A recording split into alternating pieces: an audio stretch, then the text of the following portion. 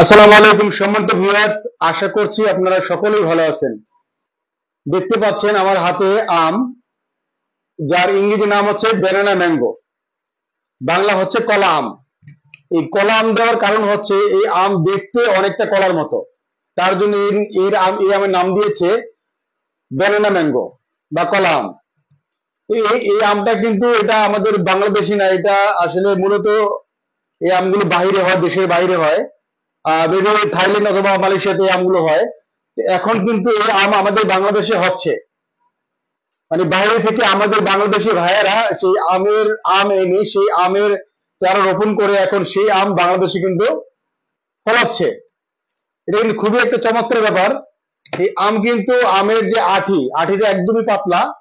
আমি আপনাদেরকে কেটে দেখাবো, তো দেখলে বুঝতে পারবেন এই আম কিন্তু অসম্ভব মিষ্টি এবং ভিতরে যে আঠিটা একদম পাতলা এবং অনেক মাংস এই আমগুলোতে। এই আমগুলো কিন্তু বাহিরের আম। এটা কিন্তু এখন আমাদের বাংলাদেশের রাজশাহীতে কিন্তু চাষ হচ্ছে এবং বিভিন্ন অঞ্চলে কিন্তু এটা চাষ হচ্ছে। তো আসলে এটা কিন্তু সম্ভব হয়েছে আমাদের বাংলাদেশি ভাইয়েরা, তারা এটাকে এই আম বিদেশ থেকে এনে সেই আম বাংলাদেশে রোপণ করে তারা এই আম বলি এখন কিন্তু ভালো লাভবান হচ্ছে। এই আম কিন্তু এখন প্রচুর আম হচ্ছে আমাদের বাংলাদেশে এবং খুব লাভবান হচ্ছে, যারা চাষ করছে তারা কিন্তু অনেক লাভবান হচ্ছে। তো আসলে এই আম কিন্তু আমরা এই আম কিন্তু আমি থাইল্যান্ডে দেখেছিলাম, মালয়েশিয়া থেকে আমি থাইল্যান্ড এবং মালয়েশিয়া গিয়েছিলাম, সেখানে কিন্তু এই আম ছিল। এই আম আমি দেখেছি। তো এখন একটা আমি কাটবো, দেখেন যে এখানে এটা কিন্তু যে আঠিটা কিন্তু একদমই ছোট, মানে একদমই পাতলা এবং মাংস বেশি। তো আমি একটা কেটে দেখাই যে আমগুলো মানে কতটা আঠি কতটা পাতলা। বিসমিল্লাহ।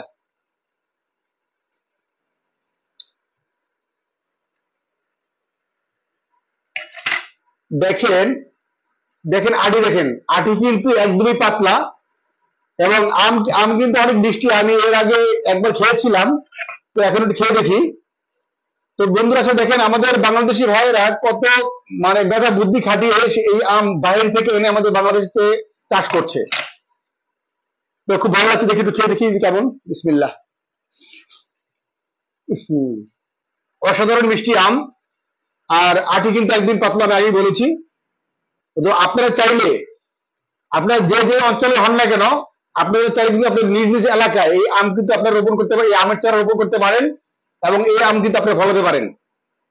যে কোনো জেলায় কিন্তু এই আম এখন হবে, যেহেতু এটা রাজশাহীতে হয়েছে, এটা বাংলাদেশের যে কোনো জেলায় কিন্তু এটা চাষ করা সম্ভব। তো আপনারা যারা এই আম চাষ করতে চান, বাজার থেকে আম কিনে নিয়ে সেই আমের আঠি রোপণ করে কিন্তু গাছ তৈরি করতে পারেন এবং সেখান থেকে আপনারা কিন্তু এই আম আপনারা নিজেরা কিন্তু ফলাতে পারেন।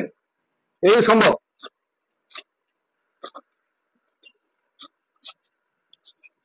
আপনারা চাইলে আপনাদের প্রত্যেকের নিজ নিজ জেলায় এই আম কিন্তু আপনারা এই আমের চারা রোপণ করতে পারেন এবং এই আম আপনারা ফলাতে পারবেন।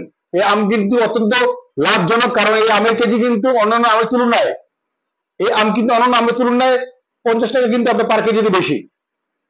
অন্যান্য যে আম আমরা খাই সে আমের তুলনায় কিন্তু এই আমের পার কেজিতে 50 টাকা ডিফারেন্ট।